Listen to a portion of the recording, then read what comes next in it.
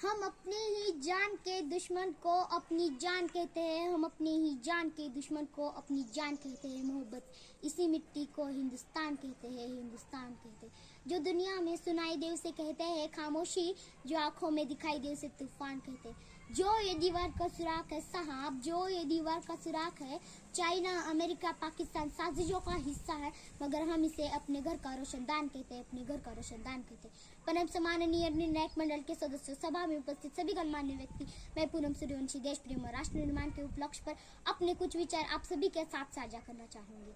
आजादी, आजादी का असली मतलब वही समझ सकता है जिसने कभी गुलामी की हो। हम सौभाग्यशाली है कि हमने स्वतंत्र भारत में जन्म लिया। यूं तो आजादी की लौ 1857 में ही चल चुकी थी, जो वर्षाल बढ़कर 1947 को हमारे देश को आजाद कराई। प्राचीन, मध्यकालीन और वर्तमान भारत के उदाहरण से स्पष्ट करना चाहूंगी कि जब हम तिरंगे के फेरे में फंस चुके थे तो रंग दे बसंती चोला की एक आवाज पर टोली के टोली में उठाते थे। उनके वंदे मातरम के नारों से खुद में आने वाला 5-5 डीडी का तूफान अंग्रेजी शास्त्रों के जड़ों में तूफान ला देता था। लोग मर जाते थे, मिट जाते थे, फांसी चढ़ जाते थे और वो भी अपनी देशभक्ति साबित कर रहे थे, क्योंकि ये उस दौर की देशभक्ति की कसौटी थी। उसके बाद 62, 65 और 71 के युद्धों में अपना सुहाग गवा देने वाली औरत, जब घर की हालत ये हो जाया करती थी कि प्यार भी भरपूर गया मांग का सिंदूर गया, प्यार भी भरपूर गया मांग का सिंदूर गया, नन्हे नौले हालों की लंगोटियां चली गई, छोटे छोटी बेटियों की चोटियां चली गई। बाप की कमाई गई, भाई की पढ़ाई गई, बाप की कमाई गई, भाई की पढ़ाई गई। ऐसा एक विस्फोट हुआ, पता ही ना चला, पूरे जिस्म की ही बोटियां चली गई, पूरे जिस्म की ही बोटियां चली गई।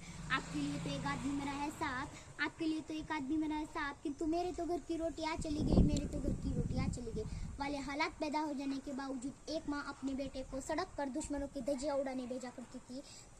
पत्र लिखा कर कि अम्मा ने खत लिखा है बड़े ही चाव से, कि अम्मा ने खत लिखा है बड़े ही चाव से, पुत्र ना मेरे घबरा जाना, 1 इंच भी ना पीछे हटना चाहिए, इंच इंच कट जाना चाहिए, इंच इंच कट जाना।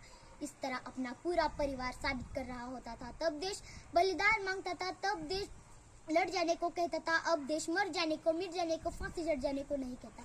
बल्कि मेरे विचारों में यदि कोई व्यक्ति अपना काम पूरी ईमानदारी, पूरी मेहनत, पूरे लगन से करे तो वही सबसे बड़ा देशभक्त होगा। मैं नहीं मानती कि फेसबुक, व्हाट्सएप के डीपी को 3 रंग में रंग देना ही देशभक्ति है। तो मैं पूछना चाहूंगी कि फुटपाथ में रहने वाला वो बच्चा, फुटपाथ में रहने वाला वो बच्चा ट्रैफिक की छाव में नंगे पाँव में जब तिरंगा बेच रहा होता है, तो क्या आप उसकी देशभक्ति है कहेंगे? ये उसकी देशभक्ति नहीं, ये उसकी पेट की शक्ति है जो उसे ऐसा करने पर मजबूर कर रही है।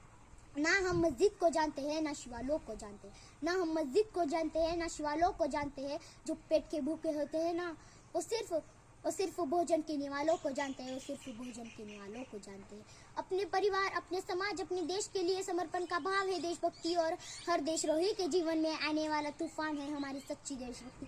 ताकि हर देश को ये समझ सके कि अगर तू परिंदा है तो ये आसमान तेरा है, अगर तू दरिंदा है तो ये शमशान तेरी है। भाई शान से रहना है तो रही इस जमीन पर, वरना कब्र भी तेरी और यही कब्रिस्तान भी तेरा है, यही कब्रिस्तान भी तेरा है। अंत में मैं बस यही कहना चाहूंगी, मेरा भारत महान था, महान है, महान रहेगा। मेरा भारत महान था, महान है, महान रहेगा।